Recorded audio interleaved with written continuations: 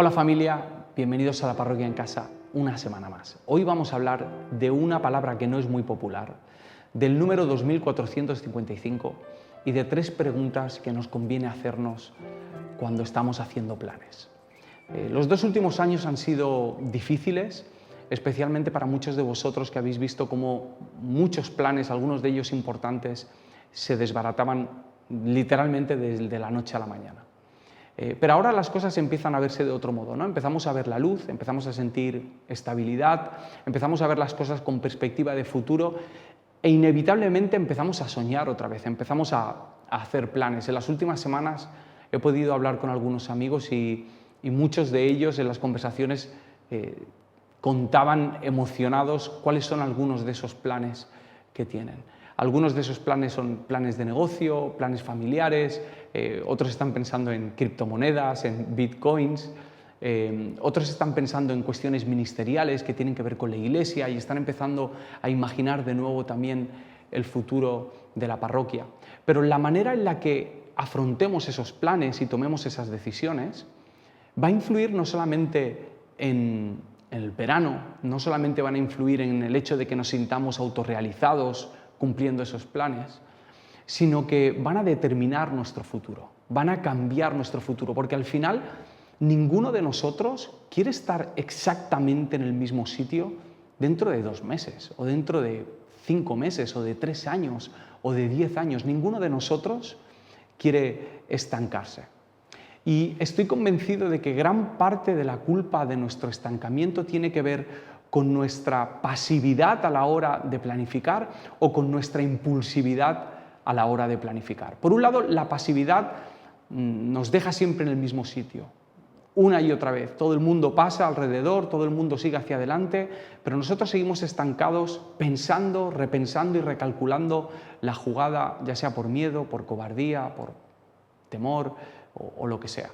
Y por otro lado tenemos la impulsividad, esos momentos en los que tomamos decisiones en 5 minutos, en 15 o en 2 días, pero nunca les dedicamos el tiempo suficiente y nos acaban llevando a esos sitios a los que no queremos ir. No sé si estás solo ahora mismo o estás con gente, pero si estás con gente, te pido que mires alrededor. La mayoría de las personas se dividen en 2 grupos de personas. Los que piensan demasiado las cosas y nunca deciden, y los que deciden pero nunca piensan las cosas lo suficiente. Y a pesar de que estos 2 grupos de personas son muy distintos, ambos grupos, todos nosotros, nos hacemos siempre la misma pregunta cuando estamos haciendo planes. ¿Es el momento o no es el momento? ¿Es el momento o no es el momento de hacer planes?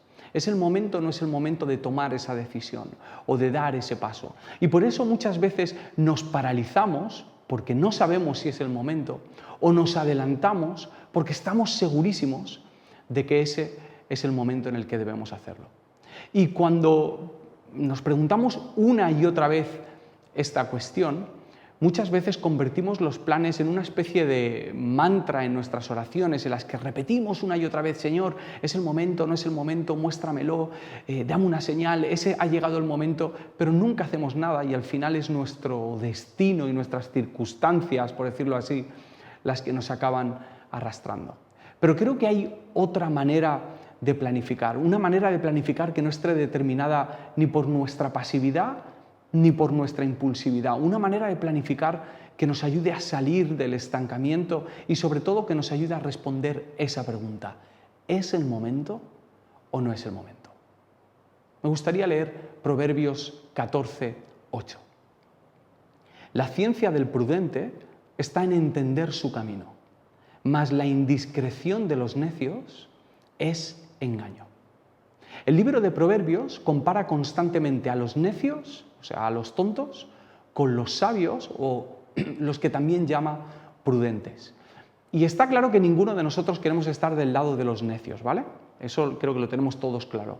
Pero tampoco es que nos entusiasme mucho estar del lado de los prudentes. La palabra prudencia no es una palabra muy popular, no nos cuadra, no nos inspira, al menos creo que a los más jóvenes no os gusta que se os reconozca como personas prudentes. ¿Sabes? Que cuando un amigo te presente te diga: hola, te presento a Andrés, te va a caer muy bien, es muy prudente, ¿sabes? Andrés el prudente, no es el tipo de apodo que uno busca. El chico prudente o la chica prudente son los chicos a los que nadie quiere invitar a la fiesta, son las personas que nos parecen aburridas, las personas que aparentemente no saben disfrutar la vida, porque pensamos que la prudencia cuesta, y es cierto, y tiene un esfuerzo por el que no estamos dispuestos a pasar.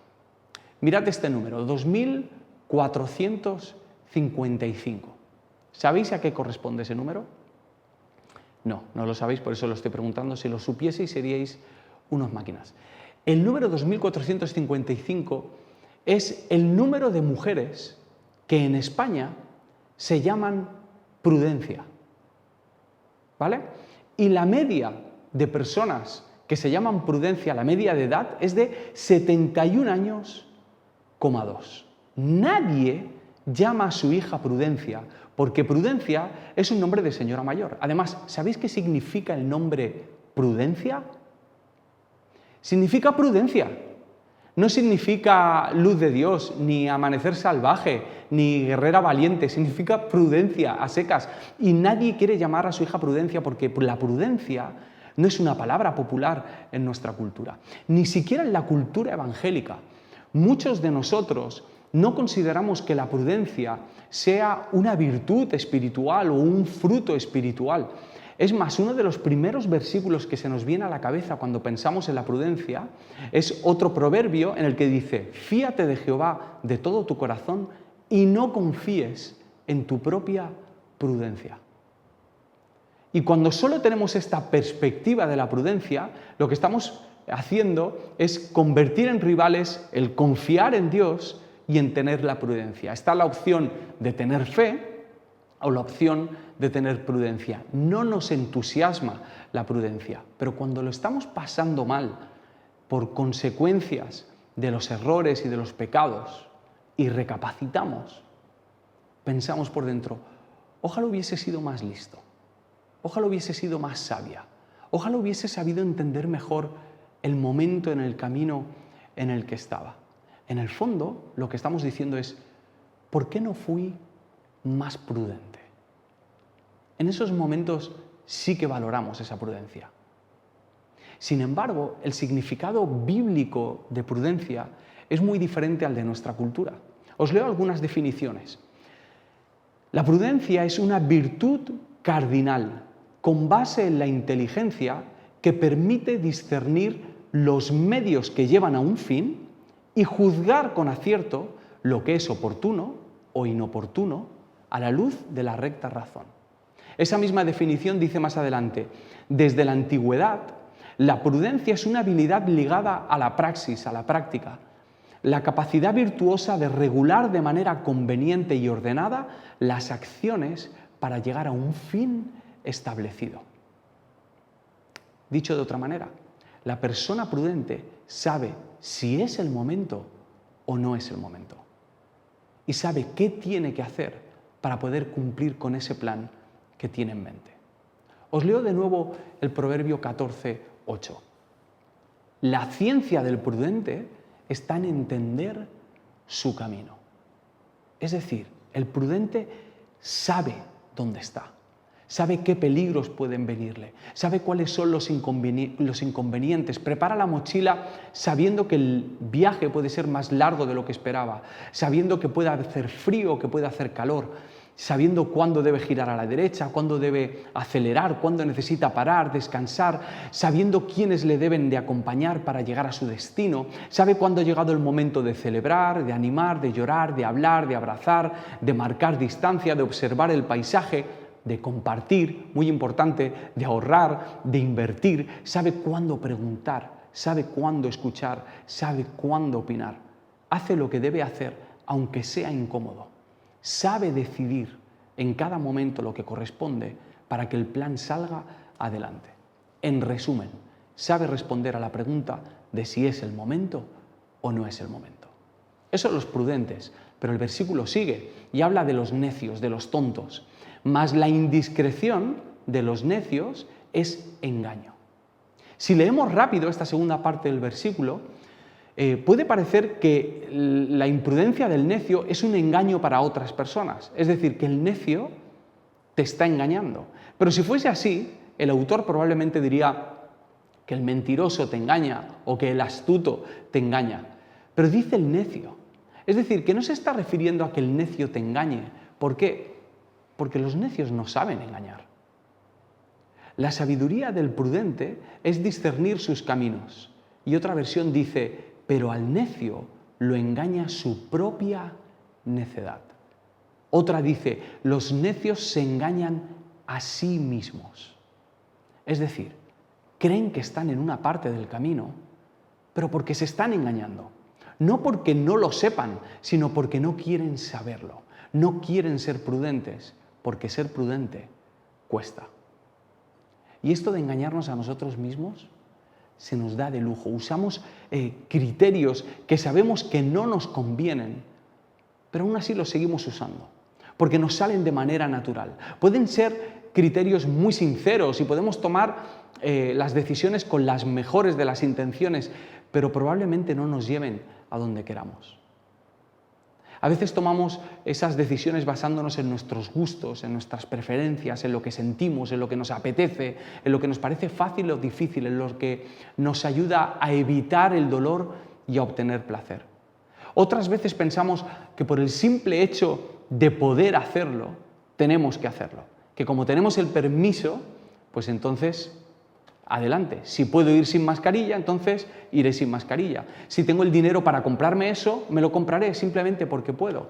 O si tengo la tarjeta de crédito que me permite poder comprar eso, aunque me endeude, lo haré. O si esa chica me ha dicho que sí, o ese chico me ha dicho que sí, entonces tendré relaciones sexuales con ellos.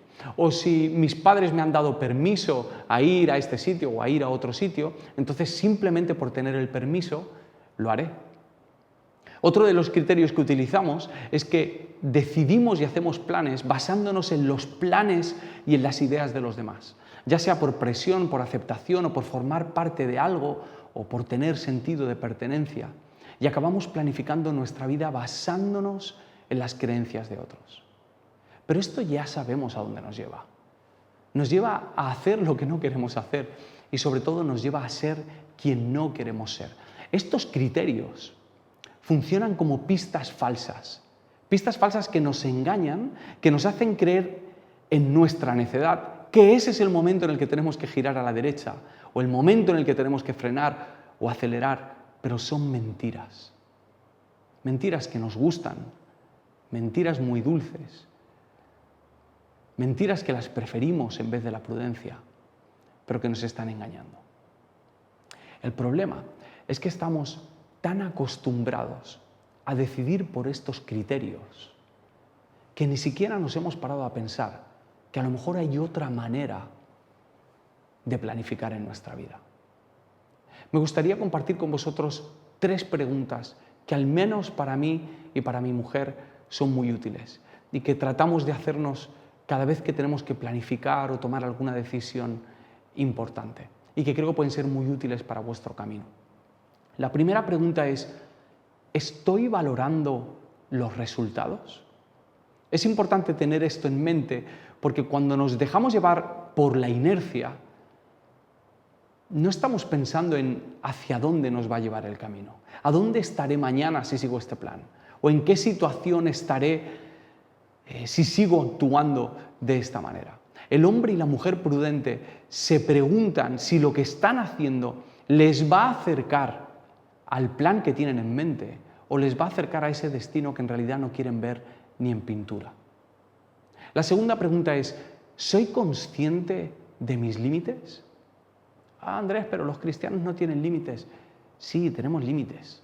Somos seres humanos. Tenemos límites en nuestra tarjeta de crédito. Tenemos límites en nuestras cuentas. Tenemos límites en nuestro tiempo, en nuestras emociones, en nuestro conocimiento, en nuestras opiniones. Tenemos límites de espacio en nuestra propia casa.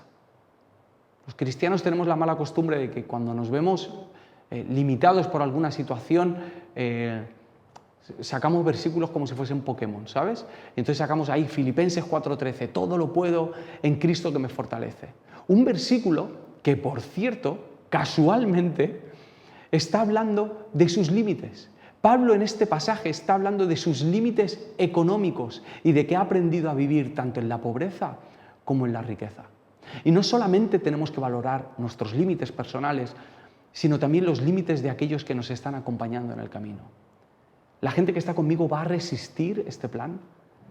¿Hasta dónde llegan los límites de mi esposo, de mi esposa, de mis hijos, de mis amigos? Porque cuando sobrepasamos los límites, entramos en un terreno muy peligroso.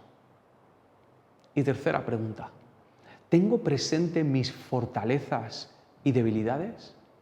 ¿Sé de qué soy capaz? ¿Sé qué se me da bien? ¿Sé cuál es mi habilidad? ¿Y sé cuáles son mis debilidades? Esto es importante porque a la hora de planificar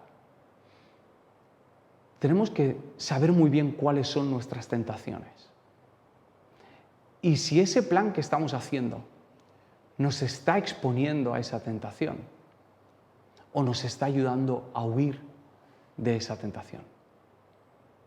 El hombre y la mujer prudente valoran los resultados, son conscientes de sus límites y tienen presentes sus fortalezas y debilidades.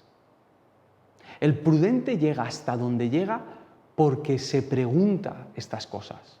No porque tenga un don o porque Dios se lo haya revelado de manera mística y mágica. El prudente entiende su camino porque piensa. Y los cristianos evitamos pensar muchas veces. Y tenemos una manera de engañarnos súper peculiar. Dejamos que el misticismo nos ayude a tomar las decisiones por nosotros. Me explico. Entre el año 2006 y 2008, mi mujer y yo nos planteamos entrar a servir en un ministerio y para servir en ese ministerio convenía que nos fuésemos a vivir a Barcelona. Era una decisión difícil, había muchas cosas que teníamos que dejar, amamos nuestra ciudad, teníamos que dejar la parroquia, que es nuestra comunidad de toda la vida, teníamos que dejar a nuestra familia. Pero a la vez también queríamos ir a Barcelona, nos entusiasmaba el ministerio, el proyecto que había y además muchos de mis mejores amigos viven allí y eso era algo que me atraía bastante. Aún así no sabía qué hacer, era una decisión que había puesto durante mucho tiempo y se acercaba el momento en el que tenía que decidir qué iba a hacer. Así que un día estaba en casa y estaba orando y llegué a esa oración desesperada en la que le decía al Señor, digo, Señor, dame una señal, por favor, dame una señal, lo que sea, pero háblame de algún modo y ayúdame a salir de esta duda que tengo. Así que después de orar, tenía que venir aquí a la parroquia, estaba caminando por la calle y cuando estoy caminando por la calle veo una valla publicitaria gigante de una marca de ron en la que ponía, escucha la llamada. Cuando yo leí eso, yo sentí como que Dios me estaba diciendo algo. Y cuando veo lo de escucha la llamada, justo debajo de la valla publicitaria está pasando un señor con una camiseta en la que ponía Barcelona 92. Yo me acuerdo que se me pusieron los pelos de punta, saqué el móvil, lo anoté en el móvil lo que acababa de pasar. Y en ese momento yo estaba seguro de que me tenían que ir a Barcelona. Pero ¿sabéis qué? Yo estaba viendo lo que quería ver. Porque en el momento en el que me senté y empecé a pensar y empecé a hacerme estas y otras preguntas, vi claramente que por la situación por la que estaba pasando la parroquia, que por mi momento familiar, que por mi matrimonio, que por nuestro futuro ministerial, teníamos que quedarnos en Barcelona. Con el tiempo, este proyecto en Barcelona se fue diluyendo y mi mejor amigo se ha acabado viniendo a vivir aquí. Fijaos en las películas que somos capaces de montarnos los cristianos con tal de no pensar, con tal de no sentarnos y tomar una decisión meditada en oración y en conversación, no solo contigo mismo, sino con personas a tu alrededor que te aman y que te pueden dar sabiduría. No digo que el Señor no te pueda hablar de estas maneras, únicas y místicas, pero cuando eso ocurra, somételo a estas tres preguntas. Haz que dialogue esa parte espiritual y mística de ti con esta parte que no deja de ser espiritual, pero que es más razonable. Estoy valorando los resultados, soy consciente de mis límites, tengo presente mis fortalezas y debilidades. Estas 3 preguntas nos ayudarán a responder cada vez mejor esa gran duda de ¿es el momento o no es el momento? Pero sobre todo te van a ayudar a algo más importante. Cuando te hagas estas 3 preguntas, si las respondes honestamente, descubrirás que no eres capaz de valorar todos los resultados, que desconoces muchos de tus límites y que tus fortalezas son menos de las que creías y tus debilidades más de las que te gustaría. Dicho de otro modo, cuando te hagas estas preguntas, podremos entender que somos tontos, que somos necios en muchas cosas, que tenemos mucho que aprender. Y cuando respondes honestamente a estas preguntas, no te queda otra opción que depender de Jesús, que depender de aquel que por su gracia, por misericordia, no por tu sabiduría, sino por su amor, va a ayudarte a ser esa persona prudente. Dejar que os lea un versículo para terminar.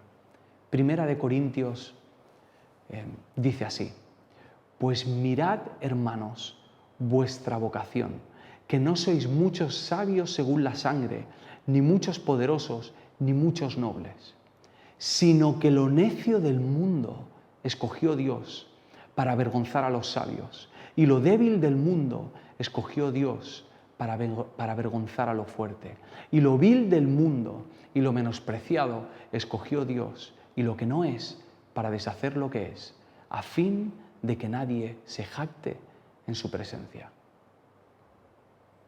Escogió a lo necio. Eso quiere decir que Dios ama a los tontos. Si quieres, puedes tatuarte esto en el pecho. Dios ama a los tontos. Dios tiene la capacidad de redimir nuestro camino y está dispuesto a caminar con nosotros, a transformarnos y ayudarnos a superar las consecuencias de nuestros malos planes y ayudarnos a planificar el futuro. No olvides estas 3 preguntas.